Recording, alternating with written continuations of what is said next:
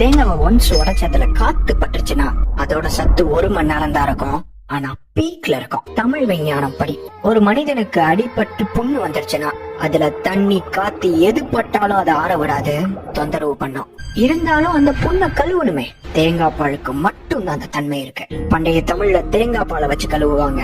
அந்த புண்ணை உடல் தன்னை தானே சீக்கிரம் சரி பண்ணிடும். தேங்காய் பூவை துருவி தண்ணி படாம வெள்ளை துணி வச்சு புழிஞ்ச இந்த தேங்காய் பால் உலகத்துல எவ்வளவு பொருள் இருந்தாலும் மனித தோலுக்கும் முடிக்கும் நெருங்கிய முதல் நண்பன் இதுதான்.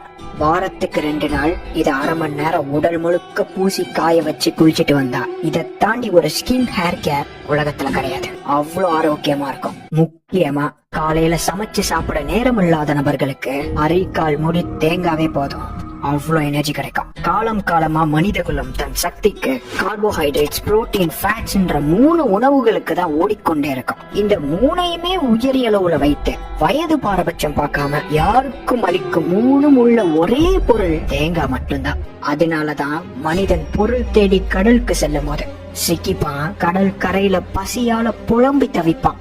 மேல பார்த்தா தேங்காய் மட்டும் இருக்கும், அவனுக்கு அதுவே போதும், எவ்வளவு வருஷம் ஆனாலும் உயிரோட இருப்பான். இப்பேற்பட்ட இயற்கையின் வரப்பிரசாதத்தை முழுதாக படித்து கையாண்ட தமிழ் பாரம்பரியம் தமிழ் தெற்கு மண்ணிலிட்டு அதற்கு தென்னை மரம் என்று பெயரிட்டான். தென்னங்காய், தேங்காய். இது 1987 இருந்து டாக்டர் CK என்ற மாலிகுலர் சயின்டிஸ்டால வெஸ்டர்ன் காட்ஸ் ட்ரைப்ஸ் மூலியமா இந்த தகவல் மீண்டும் புரட்டி எடுக்கப்பட்டுச்சு.